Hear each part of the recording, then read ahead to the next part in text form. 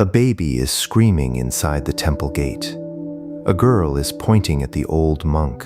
Her father is shouting. The mother is weeping into her sleeve. The grandfather, a respected elder of the village, holds the swaddled child out toward Hakuin like a verdict already passed.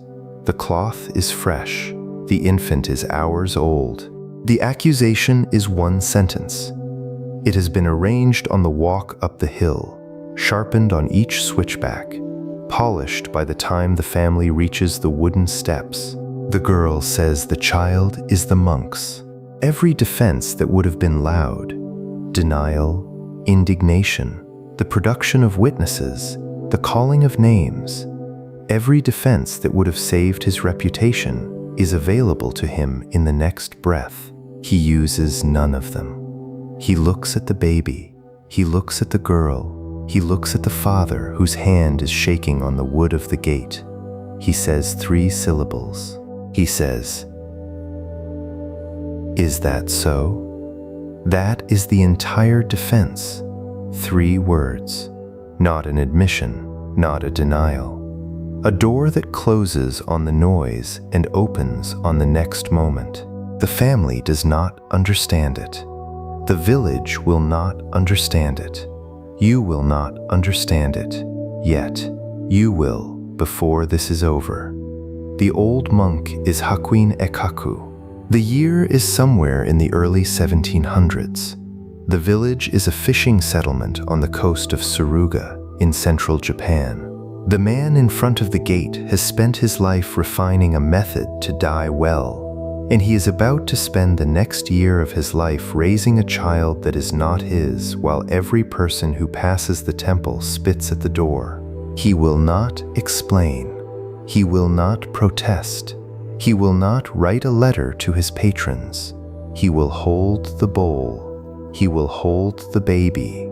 He will say when asked the same 3 words. You are about to hear the story of how a man with everything to defend chose to defend none of it, and what he discovered in the year of disgrace that the people who screamed at his gate would have died to know. Welcome to Will and Wisdom. If something in this story lands tonight, a quiet like helps another seeker find this fire. Share what landed in the comments. Don't hold back. Another viewer needs your words tonight. Subscribe if you want more of this each week. Now, the gate, the baby, the 3 words. Hakuin Ekaku was born in 1686 in the village of Hara, a small post town on the Tokaido Road, the highway that connected Edo to Kyoto. His father was a samurai of low rank. His mother was a devout follower of the Nichiren school of Buddhism. Before he could read, he had heard the 8 hells described to him in detail by a traveling preacher, and he had not slept well for years. The 8 hells are not metaphor in the medieval Japanese imagination. They are real. They have temperatures. They have committees of demons. They are arranged like prefectures, with their own administrators and their own forms of suffering. A small boy who has heard them described in the firelight at his mother's house does not unhear them. He took the robes at 15. He took them not from saintliness, but from terror. He took them because he had calculated, and the calculation is in his own later writings, that the only available exit from the 8 hells was the monastic path, and even that exit was uncertain, and he had no other options. He trained at temple after temple. He failed. He trained again. He failed again. He had what later commentators would call the great doubt, the conviction, sustained for years, that he was missing the entire point of every practice put in front of him, and that the masters teaching him were not lying, but were unable to give him the thing he needed. He was, by every measure, a hard case. He was the kind of student who exhausted his teachers.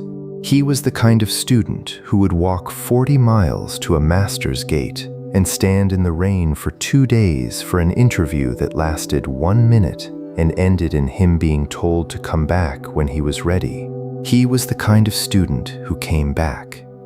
By the time he was 24, he had what the lineage records call his first great awakening. He was sitting in a half-ruined temple in the mountains near the inland sea. The temple bell rang far away. He did not hear the bell. He heard something the bell was inside of. The sound rearranged him. He wept for a day. He wrote a poem. He believed, at 24, that he was finished. His teacher, a strict old master named Shoju Rojin, beat that belief out of him with a stick over the next 8 months. The beatings are documented. Hakuin would write later that Shoju Rojin's stick saved his life, that without it, he would have become a monk who knew one thing and stopped, instead of a monk who kept walking. The story of Hakuin's life is the story of a man who again and again almost stopped and was prevented by a teacher, by a fever, by an accusation at a gate from stopping too early. By the time the girl points at him in front of her father, Hakuin is in his middle 40s. He has reformed the Rinzai school of Zen. He has trained hundreds of students. He has produced koans that are still taught in monasteries across the world, including the one famous in the modern West, "What is the sound of one hand clapping?" He has become, by quiet reputation, the most important Zen master alive in Japan. His name carries weight in the imperial court and in the merchant towns. The temple he tends is small but visited. The village around it is poor but proud of the master at the top of the hill. This is the man the family is here to ruin. The family is a fishing family. The girl is in her late teens. She is unmarried. She has discovered several months earlier that she is pregnant. She has known the father, a young man from a neighboring village, but he has gone south for work and is not reachable. She has watched her belly grow under her parents' increasingly suspicious eyes. She has lain awake at night composing the explanation that will not get her killed. Her father is the kind of man who, when his daughter finally confesses, will not strike her, but will demand a name. The name she gives must be a name large enough to absorb the shame. It must be a name that would protect her even when her family rages. She has, in those long nights, considered her options. She has considered the boy who is not reachable. She has considered the unknown traveler. She has considered somewhere near dawn, with the desperation of a frightened girl, the old monk at the top of the hill. She gives the old monk's name. The reasoning, if you can call it reasoning, is the reasoning of fear. A monk cannot be cross-examined the way another man could. A monk's word in the village weighs less than a fisherman's in matters like this. Paradoxically, because monks are assumed to be unable to fully deny because of their vows, a monk under accusation cannot fully defend himself without breaking the very stillness that made him a monk. The girl, terrified, has chosen the one available target who will not retaliate. She does not know, no one in the family knows, no one in the village knows, that the man she has chosen has been training for 40 years to receive exactly this kind of moment without flinching. Not this scenario specifically, but the shape of it, the accusation that cannot be answered without making it worse, the reputation that cannot be defended without contradicting the practice that built it, the crowd that demands a reaction. He gives them one. 3 syllables. The family does not leave. They have not come up the hill to get 3 syllables. They have come up the hill to deliver a baby and a verdict. The father, in his fury, demands more. He demands an admission. He demands a denial. He demands, at the very least, an argument he can take back to the village. Hakuin gives him none of these. He gives him the 3 syllables again. He gives him no anger. He gives him no fear. He stands at the open gate and listens to the baby cry and looks at the girl who will not meet his eyes. Then he does something the family did not expect. He extends his hands. He takes the baby. He carries the child inside. He closes the gate. This is the part most retellings rush past. They jump from the accusation to the exoneration as if the year between them were a montage. It was not a montage. It was, for Hakuin, the slowest year of his life. It was 12 months of doing one specific thing every day. The thing was the care of an infant. A monk of his rank does not change diapers. A monk of his rank does not warm rice gruel and thin it with goat's milk and feed it from a bamboo spoon. A monk of his rank does not walk 3 miles into the village to beg for milk from the wives of the same fishermen who now spit at his sandals as he passes. A monk of his rank does not stand at dawn in his outer robe with a screaming infant on his shoulder, rocking, waiting for sleep that will not come, watching the sky go from black to gray to the faint pink that the chronicles do not bother to mention, but which any parent who has done a night with a child remembers. He does all of it. He does it for a year. The chronicles mention, in passing, the small inventory of the practice. A length of cotton cloth, washed and rewashed until it grows soft enough not to chafe the infant's skin. A small bamboo spoon, a clay pot kept warm at the edge of the small fire, a length of cord used to tie the infant to his back when he goes down to the village, so that his hands are free to carry the begging bowl. None of these objects belong to a Zen master's traditional inventory. None of them appear in the lineage instructions for how a roshi conducts his day. He acquires them one by necessity, and he learns to use them from the wives of the fishermen who, despite the contempt their husbands now hold for him, teach him quietly when he asks. He learns the weight of an infant on a back that has, for 40 years, carried only the begging bowl. He learns the small adjustment of posture that makes the difference between a child who sleeps and a child who wakes. He learns which fisherman's wife is most likely to slip extra rice into his bowl when no one is watching, and which one will give the rice only if her husband is at sea. He learns the names of the goats whose milk he depends on. He bows to the goats. He bows to the women. He bows to the men who spit. The bow does not change because the recipient changes. The village, in that year, withdraws its respect with the speed of weather. Donations stop. The students who had come to the small temple to study with him diminish. First the casual ones, then the serious ones, then the senior ones, until there is no one. The patrons who had funded the small repairs to the temple wall send word that they will be reconsidering their support.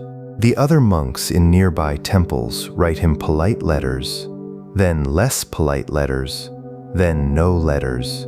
The official lineage of his school, in distant Kyoto, does not formally remove him from the rolls. They do not have to. The village does it for them.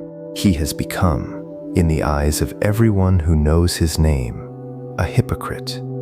The word travels faster than the truth ever could. The merchants in the coastal towns repeat it. The fishermen on the boats repeat it. The mothers warn their daughters about the old fox at the top of the hill. The children, who used to wave at him on the road, are pulled across the street by their grandmothers. He continues to walk into the village every day to beg for milk. He continues to do so with the baby on his back. He does not stop bowing to the people who refuse to bow back. What is he doing in that year? What is the practice he is enacting? He is not enduring it. Endurance is a posture. Endurance has clenched teeth. Endurance is a man saying inside himself, "This will pass." Hakuin is not doing that. He is not waiting. He is not counting days. He is not preserving his honor in some inner chamber while letting the outer one burn. He is doing the day. He is doing this day. He is doing the part of the day that is in front of him, which is the baby, and the rice, and the long walk into the village, and the bow that is not returned. He is doing it without an inner audience. He is not performing patience. He is not gritting through humiliation. He is feeding an infant who needs to be fed, and the infant does not know who his accusers are, and the practice of feeding does not require an inner explanation. Most men in his position would build a private theater inside their head. They would rehearse every night the speech they would make when the truth came out. They would catalog the names of those who had wronged them. They would plan with secret satisfaction the faces they would meet when the village had to apologize. The fantasy of vindication would become the engine that got them through the day. The engine would be the very thing that ate them. Hakuin does not build the theater. The records on this are unusually specific because his closest students later asked him about that year, and he answered them. He says, and the answer survives in the Yasen Kana, his late writing on practice and survival, that he could not afford a theater. A theater takes attention. Attention given to a future moment is attention not given to the present one. The baby needed the present one. The rice needed the present one. The walk down the hill needed the present one. He says in the same passage that the moment you start defending your reputation, you have given the accuser the only power he ever had. Your reputation is not yours to defend. Your reputation lives in other people's mouths. The only thing that is actually yours is the next breath, the next bow, the next bowl of rice you set down in front of the infant who depends on you. If you spend the breath defending, the rice will go cold. He does not let the rice go cold. This is the part of the story where the lesson begins to land for the listener. But Hakuin himself, in the year of disgrace, would not have called it a lesson. He would have called it Tuesday, then Wednesday, then a long winter with a coughing child whose fever did not break for 9 days, during which he sat by the futon and held a damp cloth to the small forehead and changed it every 20 minutes, and at no point during the 9 days did he draft a letter to anyone. There is a moment, the records suggest, somewhere in the middle of that year, when one of his old students, a man who had heard the rumor in Kyoto and had not believed it, comes up the hill alone to see for himself. The student is named only in some later versions. He climbs the hill in winter clothes. He arrives at dusk. He finds the gate open. He finds the master inside, alone with a sleeping child, mending a torn cotton diaper by lamplight.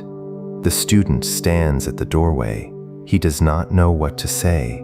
He had come prepared to ask the master if it was true. The question dies in his mouth, because he sees, in the way the master holds the needle and the cloth, that the question was never the real question. The real question was, can a man hold a still center while the world calls him a liar?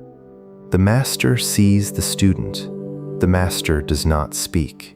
The master gestures with the needle at the kettle on the small fire.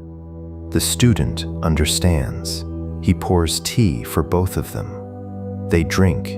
They do not speak about the accusation. They speak instead about the cloth, about how to mend a cotton diaper so the seam does not chafe the infant's skin, about how to fold the cloth so it absorbs more efficiently, about the small practical wisdoms of caring for a child that the master has had to learn from the fishermen's wives who, despite the spit, still answer his quiet questions when he asks them. The student stays the night.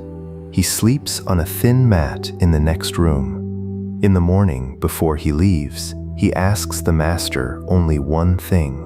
He asks whether the master is suffering. The master says, "Is that so?" He says it the same way, the same 3 syllables, the same absence of any defense, any complaint, any private theater. The student, who has trained with Hakuin for a decade, understands then what the practice is. The practice is not the accepting of an unjust accusation. The practice is the refusal to make the accusation any more central than the rice.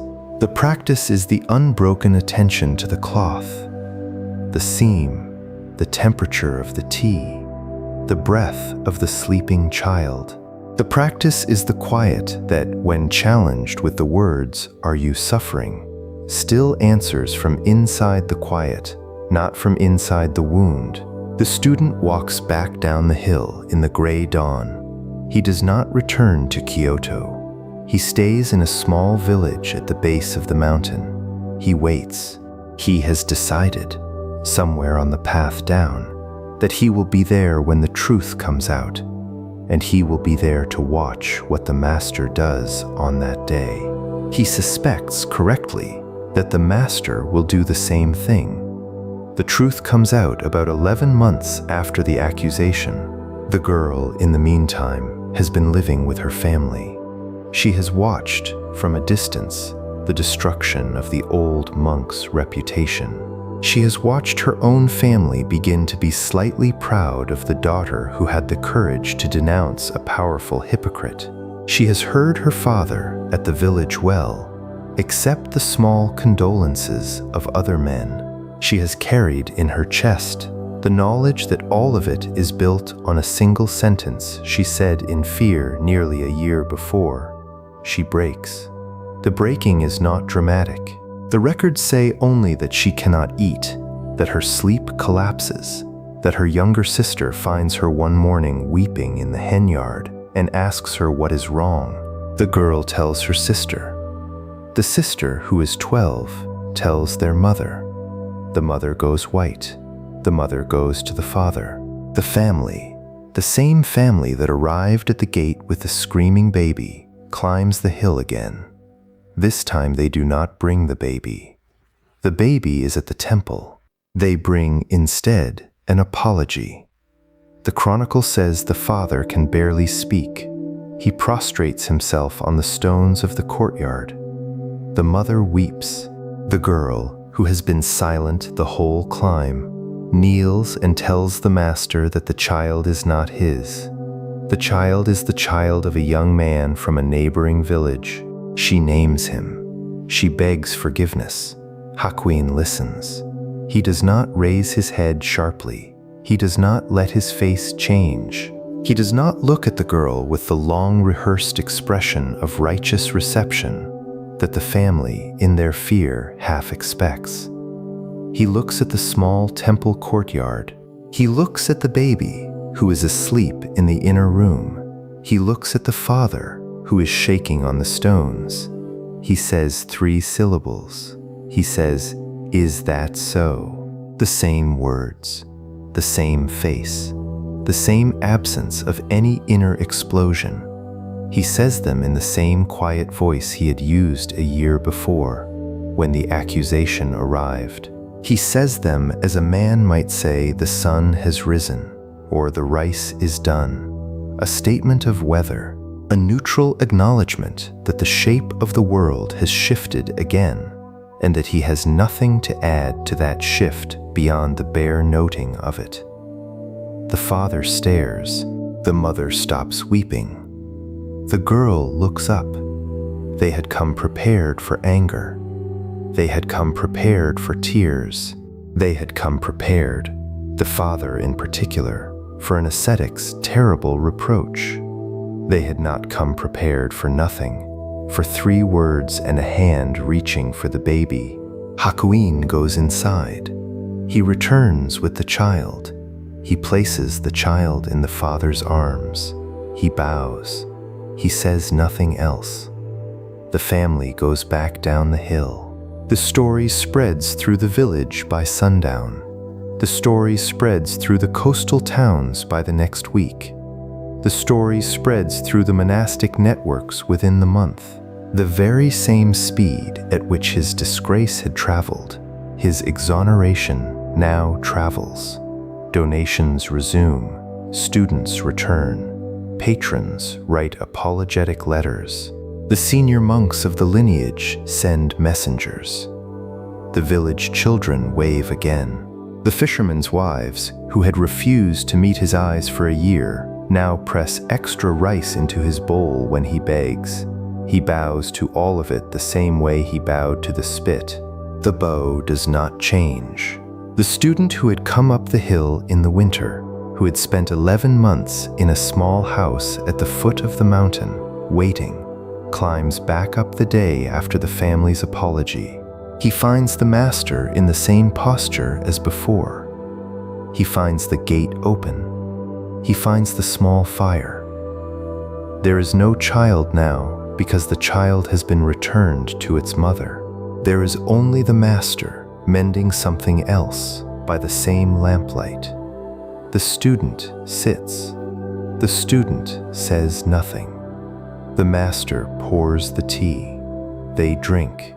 The student stays a week this time. He helps where helping is allowed.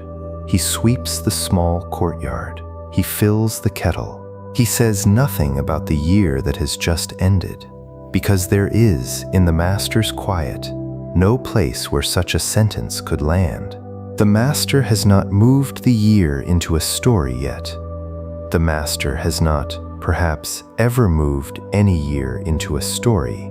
The years pass through him, the chronicles suggest, without being collected into the kind of inner ledger that most men keep. The ledger of grievances, the ledger of debts owed by the world, the ledger of moments waiting to be told at dinner parties. The student writes down, that night, what he believes he has just witnessed. He writes that the master's face did not move on the day of accusation and did not move on the day of exoneration.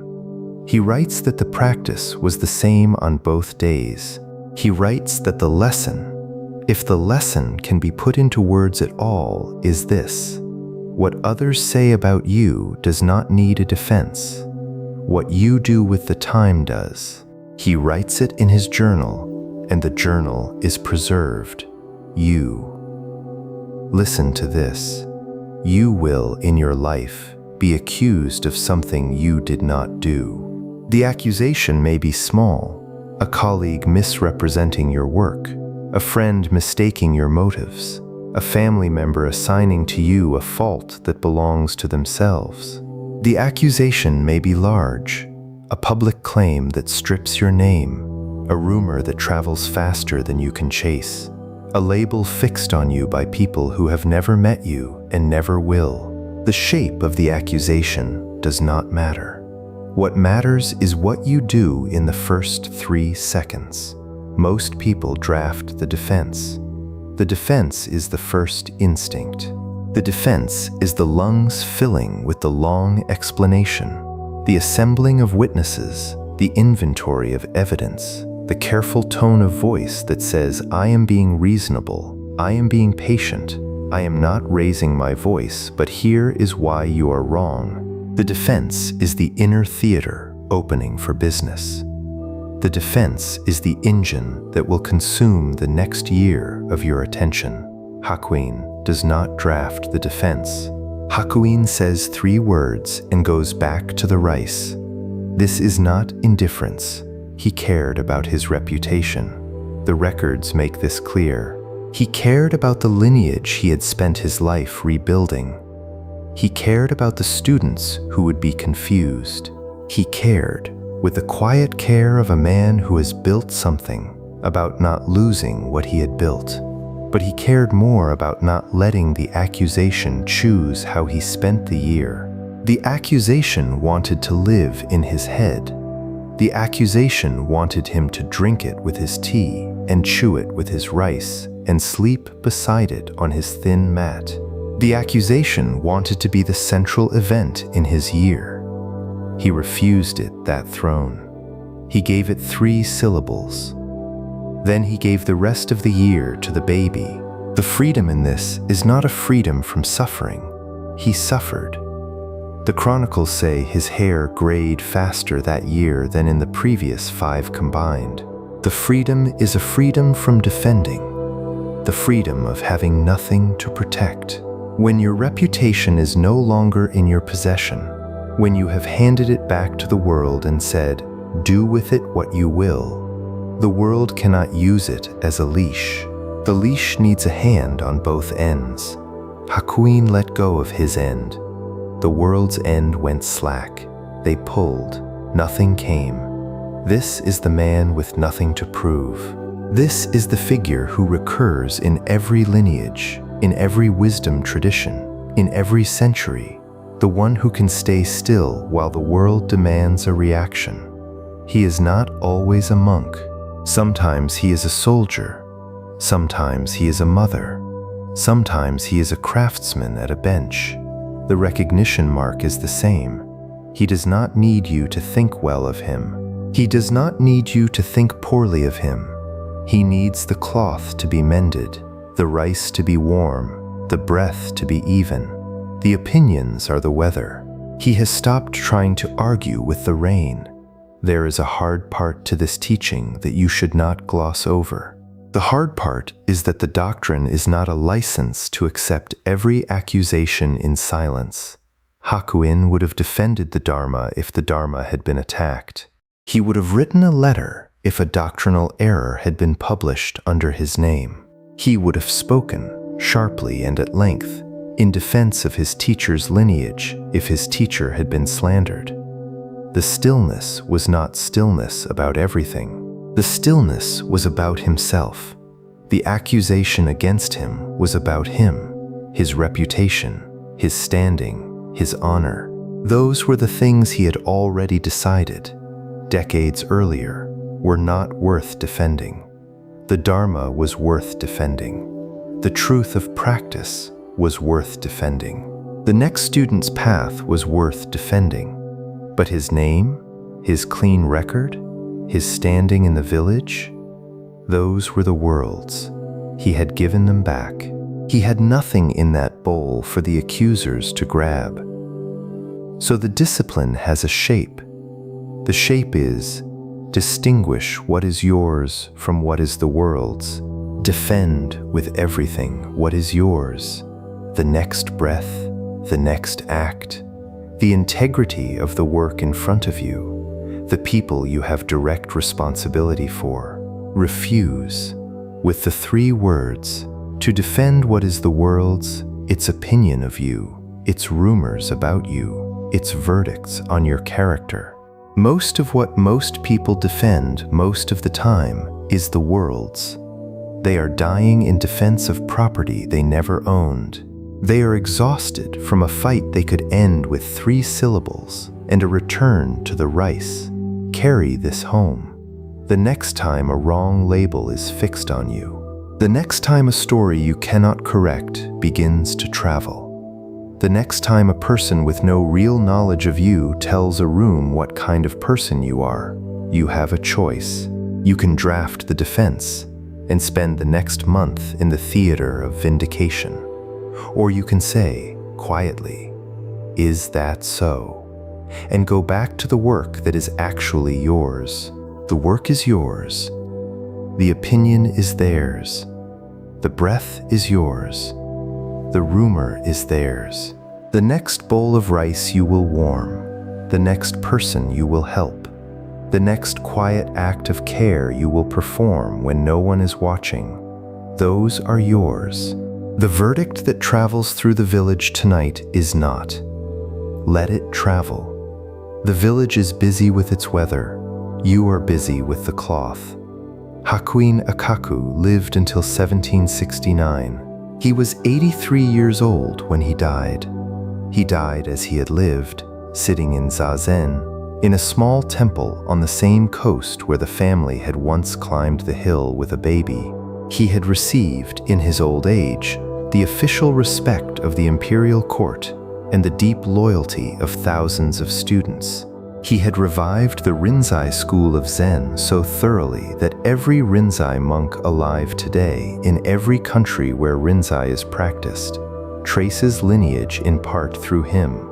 The reformation he led, the koan curriculum, the emphasis on great doubt, the integration of lay practice, is the structural skeleton of modern Rinzai. None of this was the point.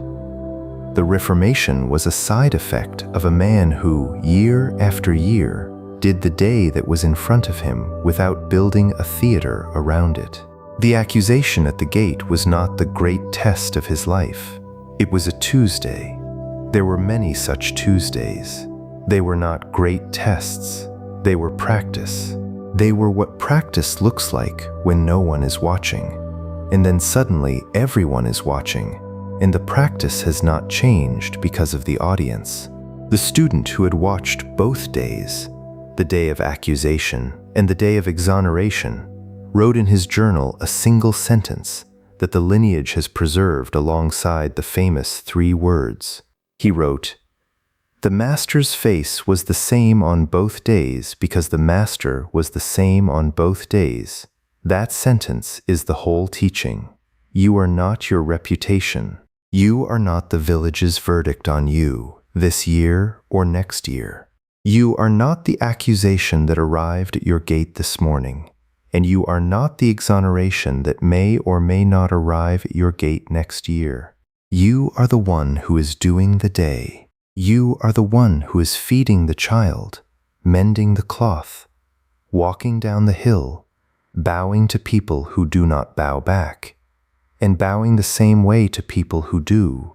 The 3 words are not magic. The 3 words are a hinge. They close the door on the noise. They open the door on the next moment. They free the hand to pick up the bowl. Most fights the master does not enter.